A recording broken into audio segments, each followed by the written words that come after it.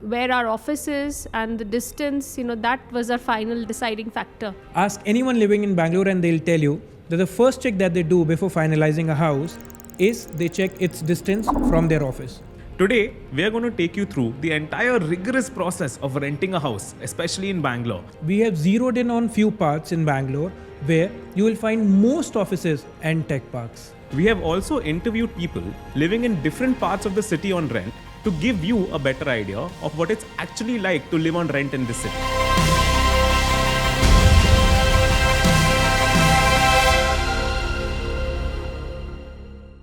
Hi, I'm Samarth Tandon, Investments Lead. And I'm Nishant, Chief Compliance Officer at Wind.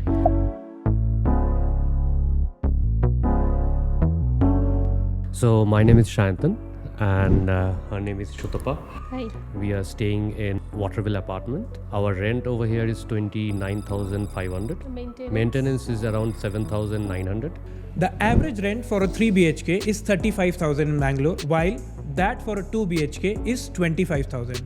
Ideally, your rent amount should not be more than 20 to 30% of your monthly household income. And of course, you have to be aware of other costs, especially something like maintenance. And we have covered that in the later part of the video. And the security deposit we have given is 1,75,000. Now, defining the deposit amount can be a little more tricky.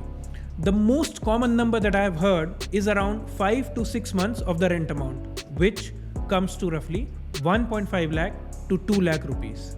But this is not a hard and fast rule. It completely depends on the negotiation which you do with the owner of the flat. This is our second apartment in this society. For the first one also and for the second one also, we both negotiated with the security deposit and also with the rent. You can always negotiate for a better deal or find a new one.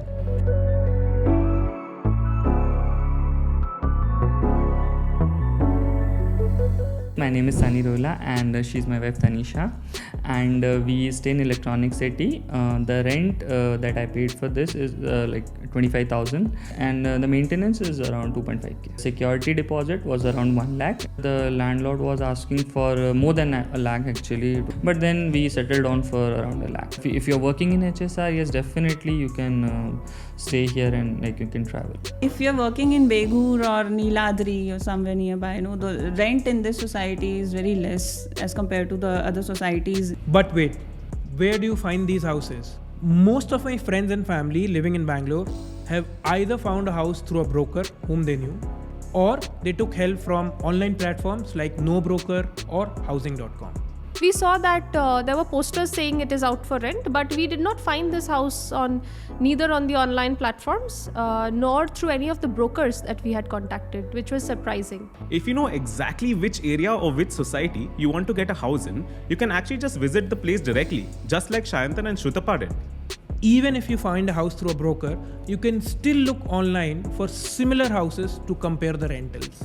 To help you with your house hunting process, we have listed down some of the best broker services and online platforms in the renting guide linked in the comments below.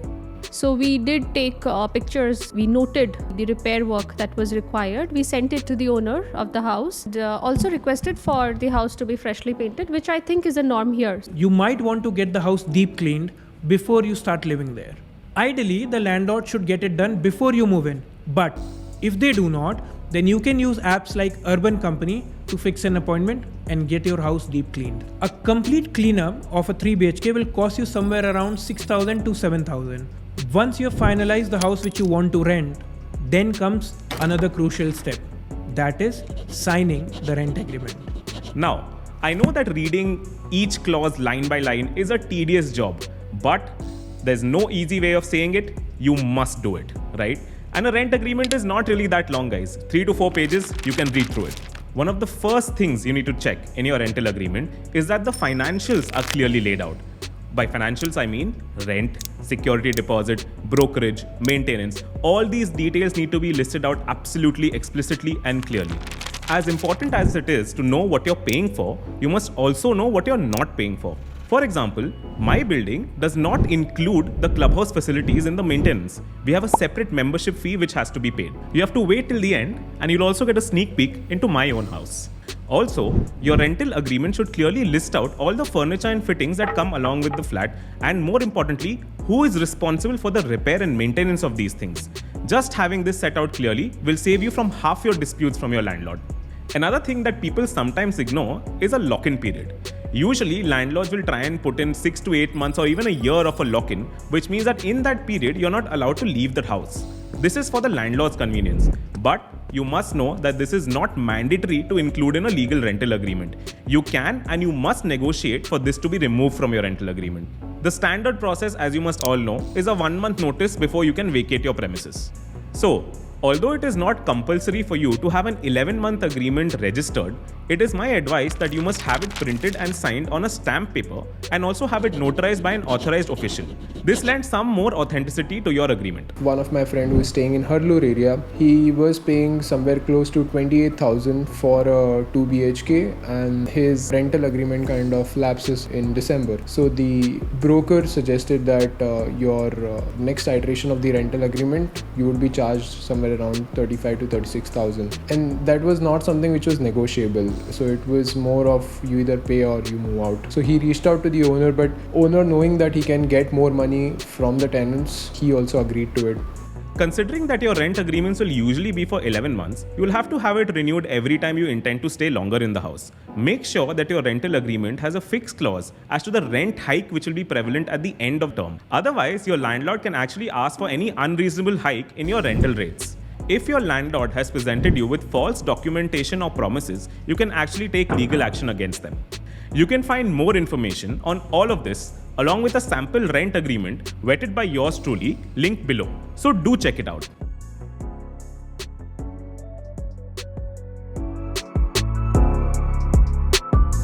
Hi, I'm Pritish. I work with VCG. I'm staying in Alsur, Lakeshore Manor. So the rent currently what I'm paying out here is about 47,000. That includes 5,000 maintenance and 2 lakh deposit. So in case you like the flat and you have to give a big amount as deposit, you can always ask the owner if you can pay it in installments to him. This was, I think, the third house that I came and I saw. And I think I liked the vibe of the place. It had a very old rustic feel and a charm which I think I really instantly fell in love with. Being lake facing, it was again a big bonus. Good places nearby, like, you know, it's pretty much central. When I was coming from Bombay, so my understanding of rents were, I was benchmarking against Bombay. So the moment I entered the society, I felt like, okay, I can't afford this. For a place like this in a city like Bombay would definitely be not anything less than 1 lakh. One thing that people tend to miss out is in the first month at least, rent amount and the deposit amount will not be the only expense you will end up incurring. For example, electricity and water bill, cost of hiring domestic help, cook, setting up Wi-Fi and a gas connection, your expenses for the first month could come up to around 3.6 lakhs. A very natural question after looking at all these numbers would be, should you actually end up renting a house or should you buy one? The answer obviously depends on your personal needs and where you are financially in your life. I have linked the calculator in the renting guide in the description, which you can download and see if renting a house makes more sense for you or buying one. So, let me now show you my house. This building is Hiranandani Club Meadows in Akshay Nagar, and I've been living here for the past 6 months. I pay a rent of 35,000 per month, out of which 5,000 is maintenance. I also paid a security deposit of around 1.5 lakhs for this apartment. Though Karnataka has laws around renting, these laws do not define the deposit amount or set limit to it. If Karnataka would have adopted the Model Tenancy Act 2021, this would not have been the case. The MTA is a very tenant-friendly act under which, for residential properties, the deposit amount cannot be more than 2 months of rent. So I basically was looking for an unfurnished house because I have all my furniture in place, so I didn't have to really buy or rent anything. If you already have the furniture which you need, then it saves you a lot of cost. But if you don't, then buying everything in one go might be a big burden. What you can do instead is use services like Furlenco or Rento Mojo to rent furnitures either individually or in combo plans. Most plans will charge you a certain rent amount and a security deposit, which you will have to pay during the first month of renting the furniture. The amenities which are available. The clubhouse is fantastic. There is a swimming pool, there is TT, there is squash, there is billiards, there are lawn tennis courts, there are basketball courts. Apart from the rent component, you'll also have to pay a certain amount in form of maintenance. For apartments where you have facilities like swimming pool, gym or play area for kids, this amount ranges from 4,000 to 5,000 per month depending on the size of your house. Additional facilities like car parking or clubhouse will come at a slight premium. Another add-on over here is we actually have a brewery which is inside the Hirandani Society and residents get a 10% discount, so that helps. Some of the things which you might want to ask is, if you already have kids or plan on having kids, then is that the right environment where you want them to grow up? Will they have the right company to grow up with? Does your house have an extra room in case some guests visit? Does the area where the society is has water shortage? And if you have pets, is the society pet friendly? Now, considering all this society I think is fantastic for families. There's also a school right over here. There are other schools nearby.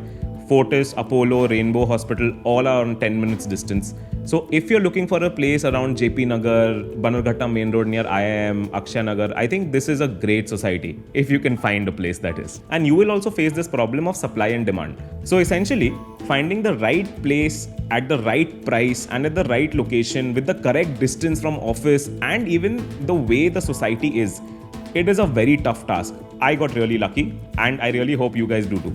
And if you decide to buy a house, here is something that might help you.